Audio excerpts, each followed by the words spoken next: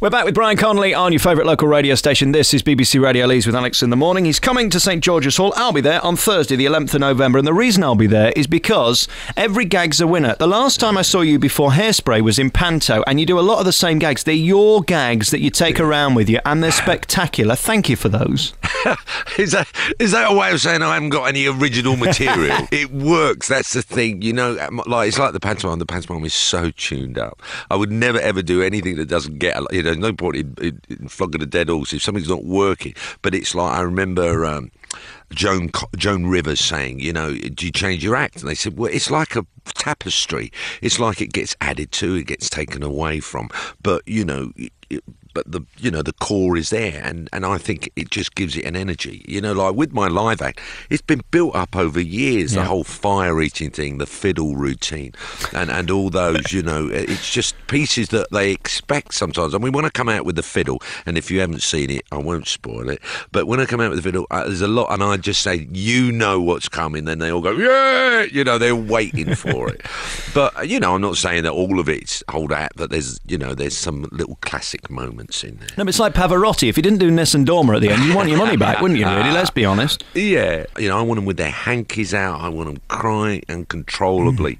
And the way to do that is to just pound them into the ground, you know. Absolutely. And tenor ladies everywhere, all over the audience, just in case. Oh, God, yes. The great thing about you is your voice, and if anybody hasn't seen you live, they won't know how brilliant you are. And you were in Jolson and things like that, but you started your pantomime when I saw you a couple of years ago, and you did the most brilliant thing. You start with this great ballad, and we think, he's going to impress us, and we got the pin focus just on you and blacked out all in the background. And then like a pillock, you fall off stage, which is one of the funniest things ever. It's that kind of sideways stuff you do. You love the vaudeville of it, don't you? Oh, absolutely. And visual, especially in panto, you've got to keep it visual because that cuts right across the board. I remember someone saying to me, how do you make an audience that are from children to sort of pensioners laugh? And I said, it's always visual. You know, that whole routine with the tree, this tree that I use, you know, when it's following Cinderella, it's all visual stuff.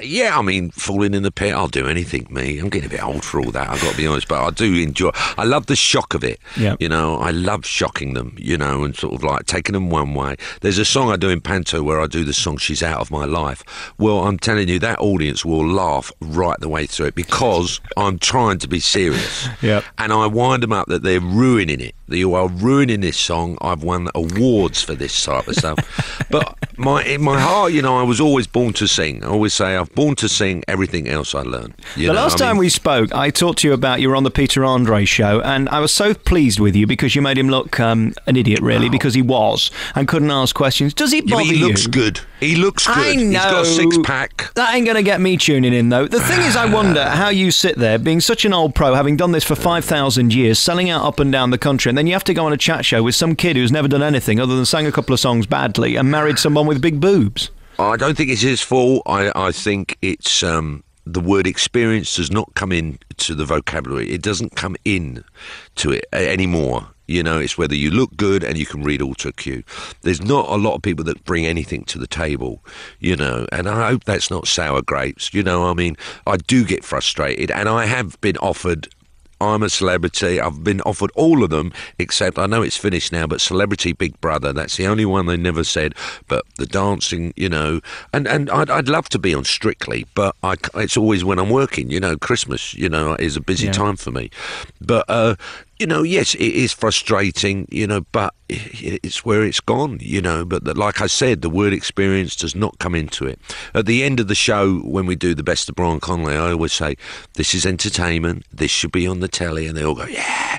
But it's just a different era now, and it's X Factor. Although I have to say, I think X Factor's getting a bit sad. I still like Strictly, but I'm watching that thinking, we've actually been here now, haven't we? We've been here and bought the T-shirt, you know. Isn't it time to move on? And they because really are it's not a talent competition. It's not. It is a variety show, and it's how much money we can line Simon Cowell's pockets with. Whoa, hark at me. They're parodying each other, I'm aren't going to they? get in trouble now. Oh, don't say what you like. It's only me. Nobody's listening.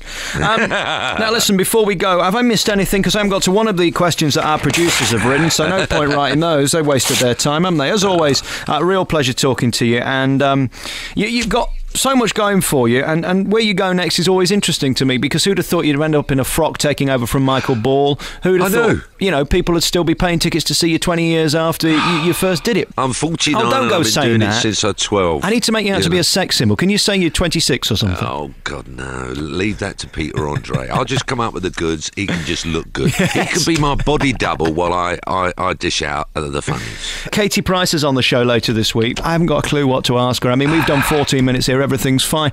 Any ideas? Because, I mean, book number 7, autobiography number 6, and she's 31. Any ideas, Brian?